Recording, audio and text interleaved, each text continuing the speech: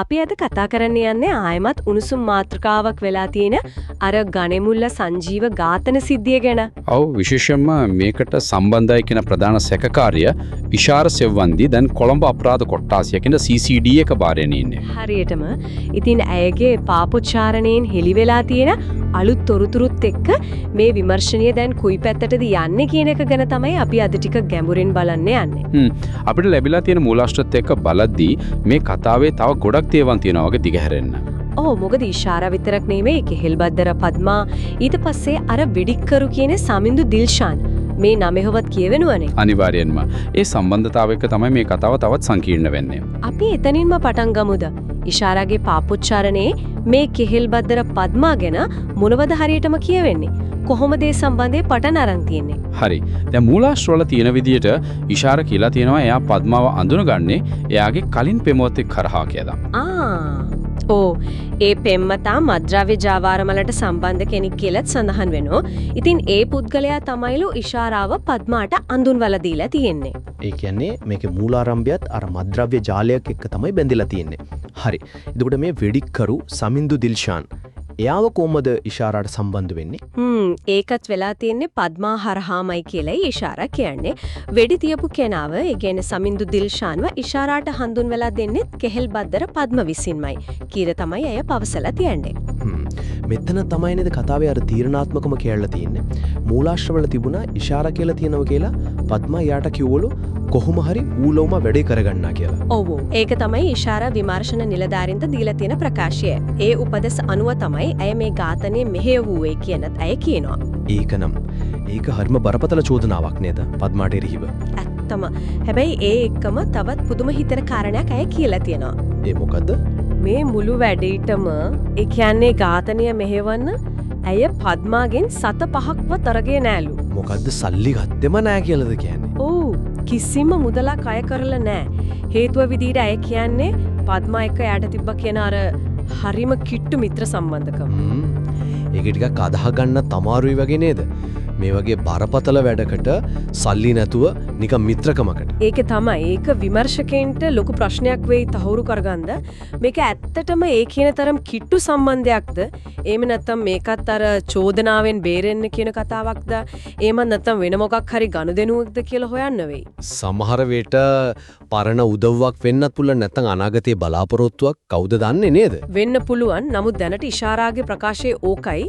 ඉදිරි විමර්ශන වලින් තමයි ඇත්ත නැත්ත තීරණය වෙන්නේ. හරි. අපි දැන් යමු අර ඝාතනයෙන් පස්සේ ඉෂාරා හැංගිලා හිටපු විදියට. ඒකත් නිකන් නෙවෙයි හොඳට ප්ලෑන් කරලා කරපු දෙයක් වගේ නේද පේන්නේ. ඔව්. ඒක හරිම පැහැදිලි. දැන් බලන්න ඝාතනය වුණේ පෙබ්‍රවාරි 19නේ. එදා රෑම යා ගිහින් වැලිපෙන්න පැත්ත ගෙදරක නැවතිලා ඉඳලා තියෙනවා. ඊට පස්සේ පහුවෙනිදා ඉඳන් එපැලි පෙබ්‍රවාරි 20 ඉඳන් මාස එකහමාරක් විතර දොඩංගොඩ පැත්ත ගෙදරක තමයි නැවතිලා ඉඳලා තියෙන්නේ. දොඩංගොඩ මාස එකහමාරක්ම. ඔව් මූලාශ්‍රවල කියන විදිහට ඒ ගෙදර අයිති කෙනා අර කෙහෙල්බද්දර පද්මාගේ කිට්ටුම සගයෙක් කියන මතුගම ශාන් කියන කෙනාගේත් හිතවතෙක්ලු.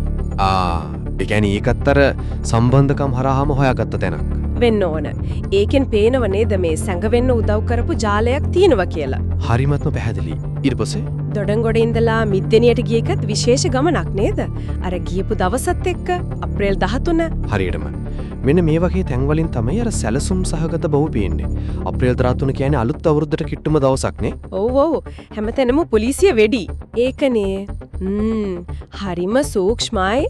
ඊට පස්සේ මිද්දෙනියේ ඉඳලා යාපනයට යන දවසත් ඒ වගේ නේද? මේ 6 වෙනිදා. අනිවාර්යයෙන්ම. ඒක තහඹයක් වෙන්න විදියක් නෑ. මේ 6 කියන්නේ අර පළාත් පාලන ඡන්දෙ තිබ්බ දවස. හරි. එදාටත් රට පුරාම පොලිසිය ඡන්ද වැඩවල. ඒකනේ. ඉතින් එදාටත් පාරවල වල සෝදිසි අඩු වෙන්න පුරුවන්, පොලිසිය අවධානය වෙන තැන් වලට තියෙන්න පුරුවන්. මේ රටාවම බලන්නකෝ. පොලිසිය කාර්යබහුල වෙන විශේෂ මෙහෙයුම් තියෙන දවස්ම තමයි මේ ගමන් බිමන් වලට තැන් මාරු වෙන්න යාලා තෝරගෙන තියෙන්නේ. ඒ කියන්නේ පොලිසිය ක්‍රියාකාරකම් ගැනත් හොඳ අවබෝධයක් යාලට තිබිලා තියෙනවා. එමෙ හිතන්න පුළුවන් ඒ තත්ත්වයෙන් උපරිම ප්‍රයෝජන අරගෙන තියෙනවා වගේ. ඒ වගේම තමයි අර මුළු කාලෙම එයා ෆෝන් එකක්වත් පාවිච්චි කරලා නැහැ කියන එක. ඔව් ඒකත් ඇහැ කියලා තියෙනවා. ඒකත් ඉතින් අර ලුහු බැඳීම් වලින් බේරෙන්නේ. ඒ කියන්නේ අර තාක්ෂණික සාක්ෂිය කියන සිග්නල් ට්‍රේස් කරන එකෙන් බේරෙන්න ගත්ත පියවරක් වෙන්න ඕනේ. මේ හැමදේම එකට තියලා බලපුවාම පේන්නේ මේ හැංගලා හිට කොහො කාලෙත් නිකන් ඉඳලා නෑ හොඳට හිතලා බලලා වැඩ කරලා තියෙනවා කියලා. නිස්සකවම බොහොම සවිඥානිකව සැලසුම් කරලා තමයි මේ කාලය ගත කරලා තියෙන්නේ. හරි. දැන් අපි බලමු මේ විමර්ශනවල අලුත්ම තත්ත්වය අර අත්අඩංගුවට ගැනීම ගැන. ඉෂාරාව අතඩංගුවට ගත්තට පස්සේ එයාව මතුකමට අරන් ගියා. ඊට පස්සේ අර මිද්දනිය නැවතලා හිටපු ගෙදරට තරන් ගියා කියලා කිව්නා නේද? ඔව් ඒ බොහෝ විට ස්ථාන පරීක්ෂා කරන්න තවත් සාක්ෂි එකතු කරගන්න වෙන්නේ නැති. හැබැයි වැදගත්ම දේ තමයි මේ හැංගිලා ඉන්න උදව් කරපු නවාතැන් දීපු කීප දෙනෙක්වම දැන් CCD එකෙන් අත්අඩංගුවට අරගෙන තියෙනවා. කවුද? අර මුලින්ම නවතුනා කියන වැලිපැන්නේ ගෙදර අයිතිකාරියා ෆහයාගේ බෑනා. මෙතන තියෙන විශේෂත්වය තමයි ඒ බෑනා අලුත්ගම පොලිසියේ කොස්තාපල් කෙනෙක් වීම. මොකක්? පොලිස් නිලධාරියෙක්. ඔව් අලුත්ගම පොලිසියට අනියුක්ත පොලිස් කොස්තාපල්වරයෙක්ලු. අනේ ඒක නම් හරිම බරපතල තත්වයක් නේ. නීතිය ක්‍රියාත්මක කරන කෙනෙක්ම මේ වගේ කෙනෙකුට උදව් කළා කියන එක. ඒක තමයි. ඒකෙන් මේ ජාලය කොච්චර පැතිරිලාද කියන එක ගැන ප්‍රශ්නයක් මතුවෙනවා වගේම විමර්ශන තවත් සංකීර්ණ වෙනවා. මේ අපරාධ ජාලවල බලපෑම ගැනත් හිතන්න වෙනවා. තව කවුරු හරි අත්අඩංගුවට අරන්ද? ඔව් අර දොඩංගොඩ නවාතැන් දීපු පුද්ගලයාවත් ඊට පස්සේ මිද්දනියේදී නවාතැන් දීපු කාන්තාවත් දැන් අත්අඩංගුවට අරගෙන ඉවරයි. අර මිද්දනියේ කාන්තාව ගැන තව විශේෂ කාරණයක් තිබුණා නේද? අර හරක් කටා සිද්ධියට සම්බන්ධයක් වගේ. හරියටම. ඒක තමයි තවත් වැදගත් පුරුකක් වෙන්න පුරුවන් දෙයක්. පොලිසිය කියන විදිහට මේ මිද්දනියේදී අත්අඩංගුවට ගත්ත කාන්තාව කියන්නේ මීට කලින් අර හරක් කටා කියලා ප්‍රසිද්ධ සංවිධානාත්මක අපරාධකාරයව මරන්න හැදුවා කියලා අත්අඩංගුවට ගත්ත කෙනෙක් ඉන්නවා ඉඩම් ගොඩ කිරීමේ සේවකයෙක්. ඔව් ඔව්. අන්නේ එයාගේ බිරිඳ තමයිලු මේ කාන්තාව. හප්පා. එතකොට මේ ඔක්කොම එකට ගැට ගැහෙනා වගේ නේද? ගණෙමුල සංජීව ඝාතනයයි හරක්කට මරන්න හදපු එකයි අතර මොකක් හරි සම්බන්ධයක් තියෙන්න පුළුවන් කියන එකද මේකෙන් කියවෙන්නේ. ඒක එහෙමමයි කියලා අපිට දැන්ම කියන්න බෑ. ඒත් පොලිසිය අනිවාර්යෙන්ම මේ සම්බන්ධතා ගැන ගැඹුරින් හොයලා බලනවා ඇති. මොකද මේ සංවිධානාත්මක අපරාධ ලෝකයේ හැටි ඔහොමනේ. එකක් පිටිපස්සේ තව දේවල් ගොඩක් තියෙන්න පුළුවන්. කල්ලි අතර ප්‍රශ්න, පලිගැනීම් හරිම සංකීර්ණයි. ඔව්. මේ සමස්ත විමර්ශනයම දැන් කොළඹ අපරාධ කොට්ටාශය තමයි කරන්නේ ඉහළ නිලධාරීන්ගේ අධීක්ෂණය යටතේ. ඔව් ඒකට සඳහන් වෙලා තිබුණා බස්නාහිර පළාත භාර ජ්‍යෙෂ්ඨ නියෝජ්‍ය පොලිස්පතිතුමායි කොළඹ දිසාව භාර නියෝජ්‍ය පොලිස්පතිතුමායි මේ ගැන සෘජ්‍යම අවධානය යොමු කරලා තියෙනවා කියලා. ඔව් ඒ කියන්නේ මේ සිද්ධියට පොලිසිය ලොකු බරක් දීලා තියෙනවා කියන එක පැහැදිලි. හරි. එහෙනම් අපි මේ කතා කරපු ටික සාරාංශයක් විදිහට ගත්තොත් ඉෂාරාගේ පාපොච්චාරණයෙන් මේ ඝාතනයේ එයාගේ භූමිකාව අර පද්මාගේ සම්බන්ධය වෙඩිකරුව හඳුන්වා දීම ඊට පස්සේ අර උපදෙස් දීම කියන කාරණා ඒවා දැන් ඉස්මතු වෙලා තියෙනවා.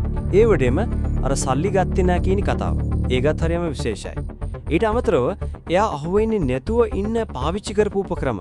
අර පොලිසිය බිසි දවස් බලලා යන එක, ෆෝන් පාවිච්චි නොකරන එක, ඒ හැම දෙයකින්ම පේනවා මේක කොච්චර හිතලා කරපු දෙයක්ද කියලා. ඒකම නවාතැන් දීපු අය අත්අඩංගුවට ගැනීම. ඒ අතර පොලිස් නිලධාරියෙකුත් ඉන්නවා. ඊට පස්සේ අර විද්‍යානීය නවාතැන් දුන්නු කාන්තාවගේ සම්බන්ධය. අර හරක්කටා සිද්ධියත් ඒකෙන් මේක තවත් ලොකු පින්තූරයක කොටසක්ද කියන ප්‍රශ්නයත් එනවා. ඇත්තෙන්ම මේ ඔක්කොම එකට ගලපලා බලුවම පේන්නේ හරිම පැටලි සහගත සංකීර්ණ ජාලයක්. එක පැත්තකින් මද්‍රව්‍ය පසුබිම, අනිත් පැත්තෙන් පෞද්ගලික හිතවත්කම් මත වෙනවා කියන අපරාධ මෙහෙයවීම, ඒ අයට උදව් කරන ජාලයක්, ඒ ජාලය ඇතුලේ නීතිය රැකින අයම ඉන්නවා කියන චෝදනාව.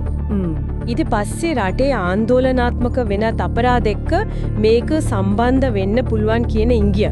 මේ ඔක්කොම එකතු වුණාම ඇත්තටම පේන චිත්‍රය බොහොම බරපතලයි.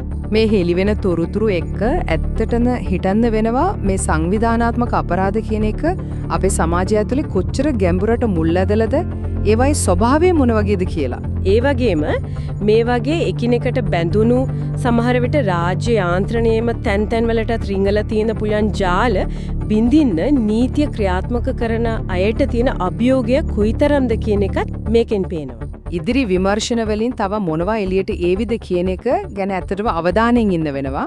ඔව් තව මොන වගේ පුරුක් මේකට සම්බන්ධ වෙයිද මේ සිදුවීම් වල ඇත්තම කතාව මොකක්ද කියලා බලන්නමු.